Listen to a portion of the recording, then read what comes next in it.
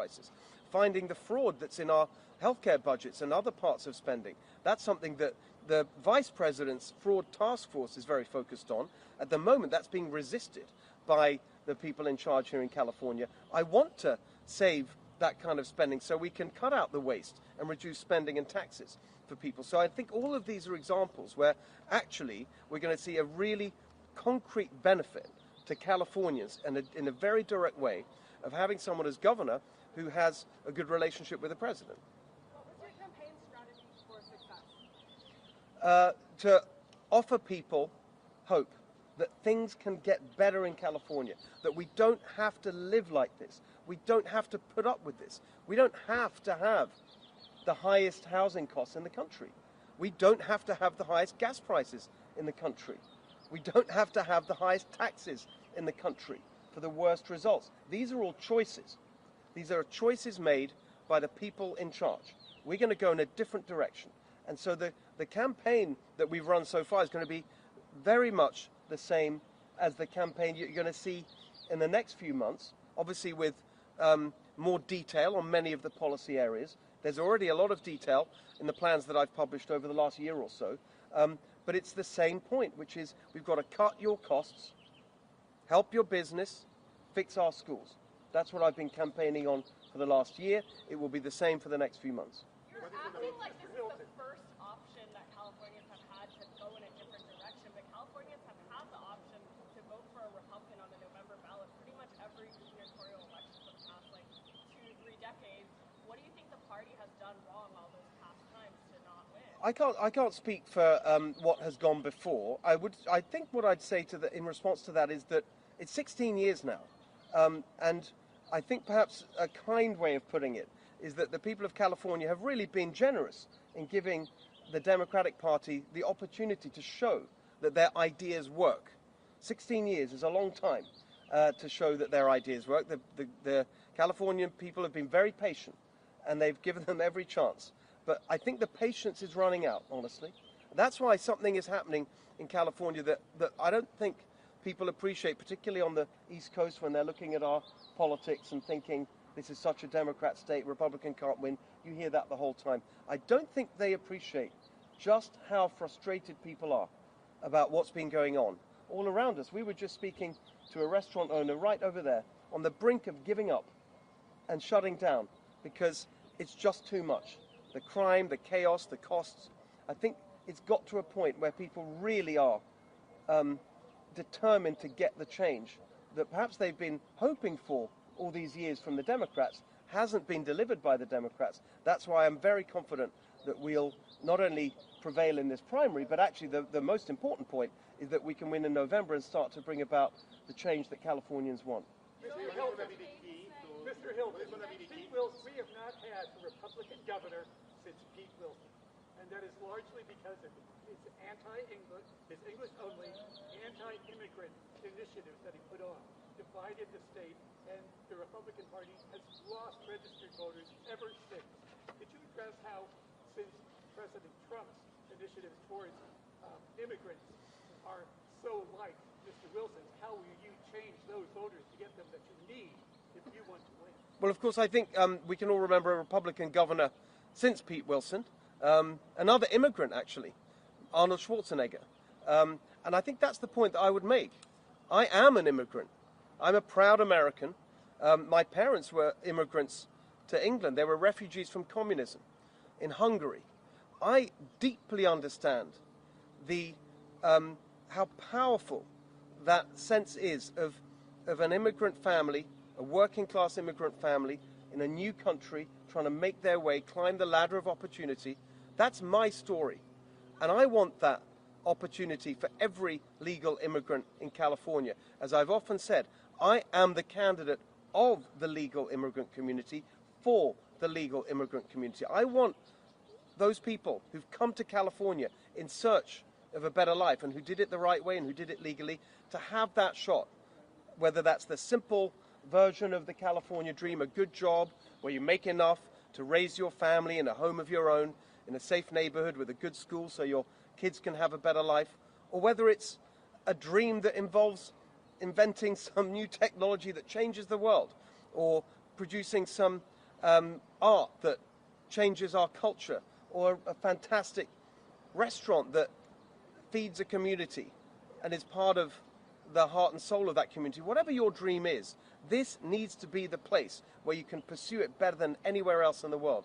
That's what I want for every single individual, every family that is here, immigrants who are legally here, every Californian. So I think that it's going to be a very positive story that every Californian will be able to understand and see that I'm really on the side of that aspiration that California should offer better than anywhere else in the world. What is going to be the key just to try to bring the Latino community to your campaign, sir? Oh, absolutely. I mean, it's such an important aspect of how we're approaching this election. Because if you think about it, you look at the Latino community in California probably has been hurt by the policies of the last 16 years, more than most. If you look at the cost of gas, the cost of housing, what's happening in our public schools. You look at our school results in California, they're terrible for everybody. We now have, just under 50%, 47% of California students meet basic standards in English. For math, it's 35%. For Latino students, it's well below that. They've been hurt the most by these policies. And that's why it's going to be a very, very big part of my campaign to show that my plans to cut your costs, help your business, fix our schools, it's going to be the Latino community that sees the biggest difference. And so it's going to be a huge part of our campaign. Mr. Hilton, what's your position on... Sorry, Josh, you were... Steve, a lot of Democratic candidates are running their campaigns in opposition to Trump rather than the person against them in the race. And I'm curious how much you're going to position your campaign to run against, say, Javier Becerra, who is the second of the latest polls, or versus Gavin Newsom, whose political orbit is surrounded Becerra's campaign. Well, I understand that the Democrats have nothing to say except to recite the words Trump and MAGA endlessly. They can't defend their record. After 16 years of trying to show that their ideas work, we've ended up with the highest poverty rate, the highest unemployment rate, the highest cost of living in the country, ranked 50th out of 50 for opportunity by US News and World Report, Chief Executive Magazine ranking California 50th out of 50 on business climate, on almost every measure that matters. We're the worst performing state in America. So of course the Democrats can't defend that record. It's literally indefensible. And they have nothing new to say. They have no plans for change. You saw Javier Becerra the other day when he was asked on CNN, is there anything that he would do differently in terms of the policies that have brought us to this point in California? He couldn't think of anything. He said, well, actually, it can't be that bad because more people are going to Disneyland. That's not a serious answer, and it doesn't meet the desire and the demand of Californians for change. So here's how I see the election. They can talk about Trump and MAGA all they like. I'm fighting not against them. I'm not fighting against anyone. I'm fighting for Californians, especially working Californians, working families and small businesses, and Latino small businesses and working families who've been hurt the most by 16 years of one-party rule. Mr. Hill, what is your position on public safety? The other day, the state senators approved 5 commissioners on the Board of Parole hearings to not exactly, let out, certain individuals, but people with serious sex crimes. One of the individuals, 355 years for some unpleasant acts with a child. What's your thoughts on public safety and those type of laws that we have here in California? I think it's an abdication of responsibility for Gavin Newsom to say that there's nothing that he can do about it. There's the same story every time we hear one of these incidents, one of these outrageous situations where these really evil criminals are let out early because of laws that were passed here, bringing the age limit down to 50 as if that's old. And every single time, what you hear from Gavin Newsom is, oh, there's nothing I can do about it. It's the parole board, it's independent. That is literally not true. Every single member of that board serves at the discretion of the governor.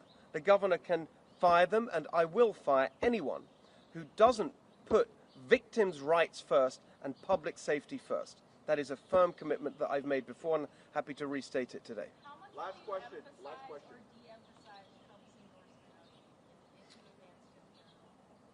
Well, as I think I answered the question a couple of different ways, but I'd make the same point, which is that it's about what this means for Californians. That's what the whole election is about. It's about people's lives, people who are really struggling. I've been on the road now just over a year. We've done hundreds of events, many, many thousands of people, and I've seen it in their eyes. Every time you take a picture, you hug someone and you hear their story, and you just feel the struggle. It's so hard to live in California. It's so hard to run a small business in California. It shouldn't be such a struggle. That's what this is about. That's the whole point of this election and the choice that Californians are going to be able to make to go in a new direction. And so, to me, it's about what does that endorsement mean for the practical things we can get to lower gas prices, to cut out wasteful spending so we can cut taxes, put more money in people's pockets, to manage our forests better so we can reduce wildfire risk. All of these things and many, many more. It's all about that. Practical benefits to Californians. The entire campaign is about that. And as I said at the beginning, we're not taking a break at all. Not 1 minute. We barely slept, but we're here because it's urgent. It's urgent that we take this state in a new direction. People want change. Change is coming, and the campaign for change starts today. Thank you very much. Thank you. Thank you. Steve, do you expect to be locked out of the race? Like, is that off the table for you? Like a Republican, you don't think you'll vote for it? Yeah, well, I will, yeah. I mean, I'll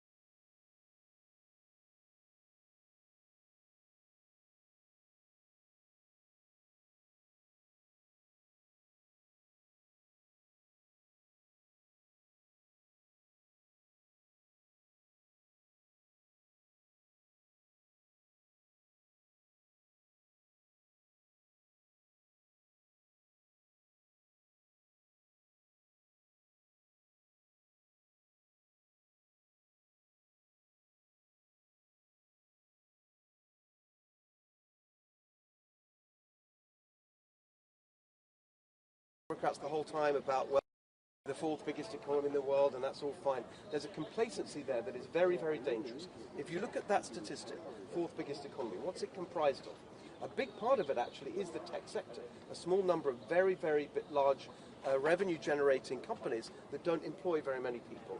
The other big component of that statistic, the size of our economy, is the size of our government. It includes the size of government. They've doubled the budget of the state of California in the last 10 years. That's not a healthy basis for an economy. We've got businesses almost every day. I meet and hear from businesses in California who are saying they are on the brink of leaving, and they're just waiting to see if I can win in November. And they're saying very directly, if we don't change direction, we're out of California. So I think that the exodus of businesses from California that we've already seen will turn into a stampede if we don't win in November. That's going to be disastrous for our economy. Now, the reason that that's relevant to your question about the tech sector is that it's my mission, it's my responsibility. It's really pretty much the top priority because, of course, a successful economy depends on businesses being here, generating jobs and wealth and opportunity. We've got to remove these barriers to business in California that are driving so many businesses out. So I'm going to be there to fight for every single business in California. Small business needs urgent help, but every company and every sector, it's my job to champion them, including the tech sector. But let's be honest, right now, that is not a sector that needs as much emergency help as the two that I'm really focused on. The entertainment industry, which is really on the brink of collapse in Los Angeles, would be devastating for the LA economy. And I've laid out my plan to bring Hollywood home. So we're going to be urgent action to help the entertainment industry and also our agriculture industry, which is really struggling because of the policies we've seen in the last few years. But I'm here to support every single business in California. That is my job and responsibility when I'm governor. Tell us about President Trump's. Did you hear from any specific people? I know you got other calls. Well, can I just do one? I've got to do an interview at 11:35, and I don't want to miss that. What's the time? It's 11:35. I'm so sorry. It's Tavis Smiley, who you all know very well, and I've already been a little bit late. We appreciate you. Tell us about President Trump's message. I'm so sorry. I promised I'd dial it. We were supposed to dial in at 11. I said I can't keep all you waiting. I don't want to keep Tavis waiting, if you don't mind. Thank you very much, everyone. Thank you. Good to see you. Thank you, Steve.